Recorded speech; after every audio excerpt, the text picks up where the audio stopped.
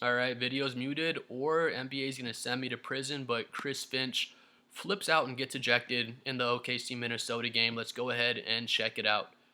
Ant-Man comes down, maybe got fouled, maybe didn't. Julius Randle gets the rebound and gets hacked across both forearms, and Chris Finch is freaking out about the no call. We see down here, Chris Finch, he already yelled, he's like, I'm done, bro, I'm done. He comes back.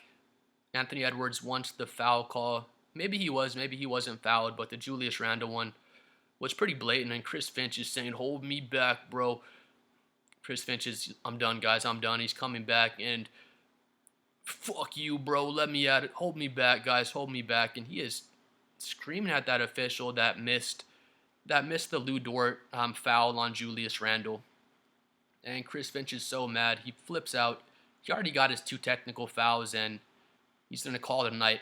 Call it a night early tonight and go cool off in the locker room.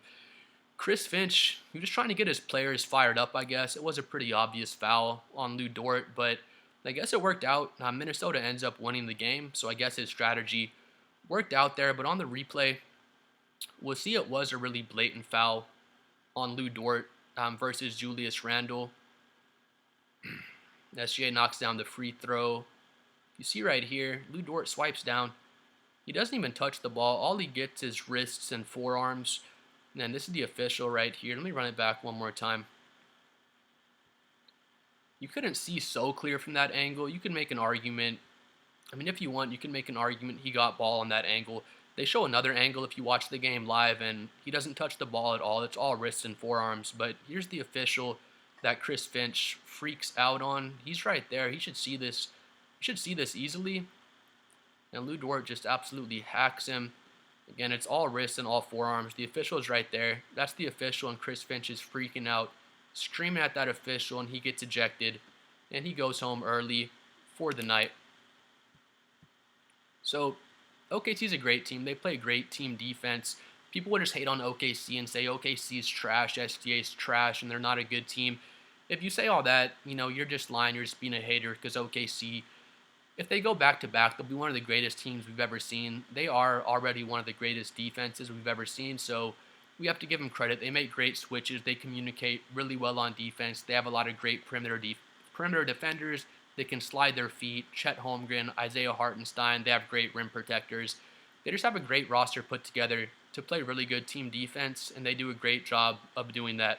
Anthony Edwards, that may or may not have been a foul. The Julius Randle one, it was obviously a foul. Julius Randle obviously got hacked on the wrists. The official misses the call, and Chris Finch dies on his sword, goes out to pump up his team, and Minnesota ended up winning the game, so I guess that worked out for Chris Finch. People aren't so much mad about OKC playing physical defense. I love physical defense. A lot of OKC fans will make the point, back in the through the 2010s, everyone's saying basketball is too soft. There's not enough physicality allowed in basketball. What happened to the good old days back in the 90s? Then OKC comes in.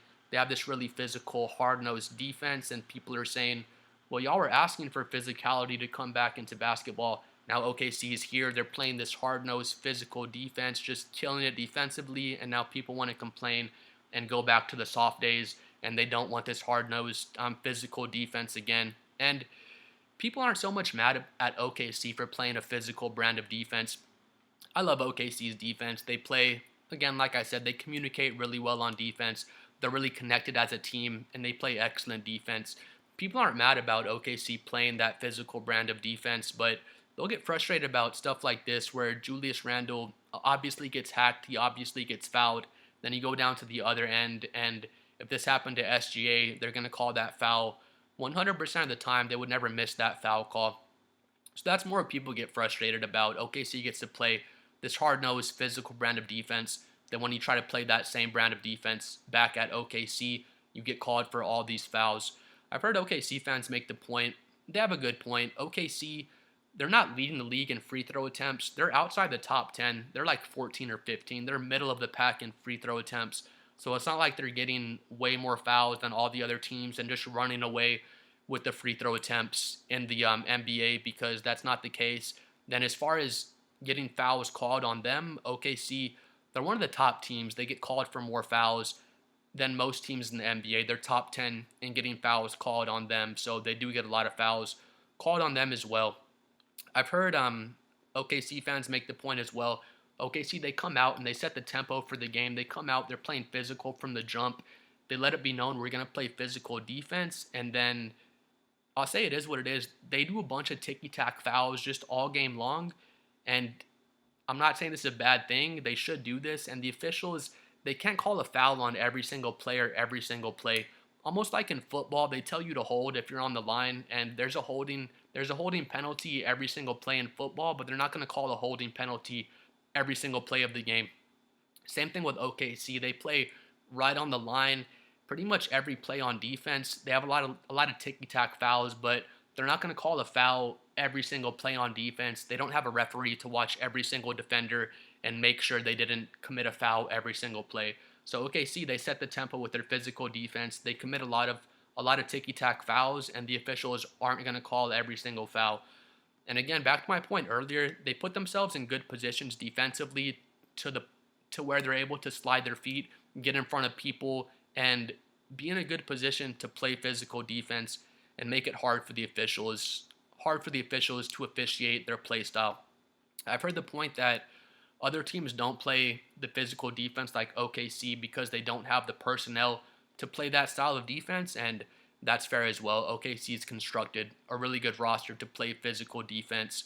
My point would be, people make the narrative about OKC with their foul baiting and all the fouls and stuff they get away with on defense, and OKC fans will act like people are just making that up and it's not real at all, and people will say, OKC is just the best team in basketball. Y'all are just hating on OKC and making up false narratives that aren't even real just because OKC is the best team in basketball. And then people just say, you just don't know ball, bro. You don't know ball. But Chris Finch, he made the point right now. Darko, the coach for the Toronto Raptors, Jaylen Brown recently on his podcast, Gilbert Arenas, Rashad McCants, all sorts of ex-NBA players. They all make the point. They all have the same argument that OKC plays really physical on defense. They foul the crap out of the other team. Then you go back to the other end and you can't even touch SGA, and you can't play that same physical brand of defense on the other end that OKC gets to play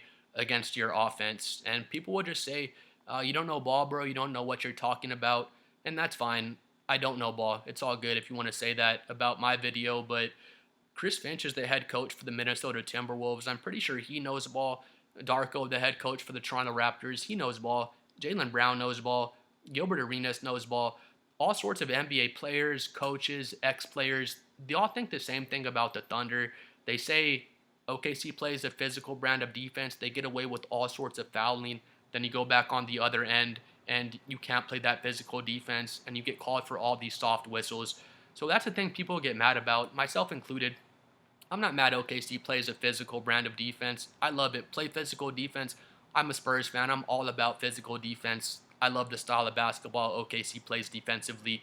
But it's just once you get to the other end, let that other team play the same physical style of defense, and don't just give SGA all these little ticky-tack fouls. Then we go to the other end, and Lou Dort is hacking Julius Randle, and there's a no call being made. So that's the only thing. People just want consistency in the physicality. If OKC's going to play physical, let the other team play physical as well, and have the officiating be somewhat even, on both sides of the ball.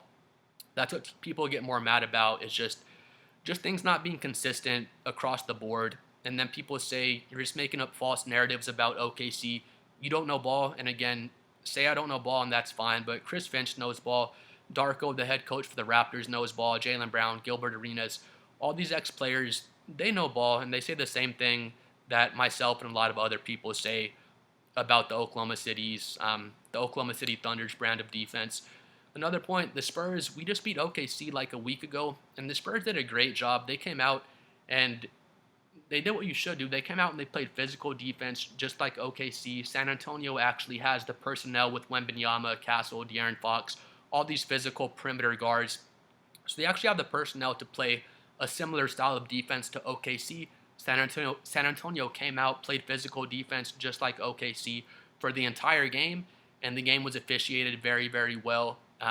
It was just clean officiating all game long.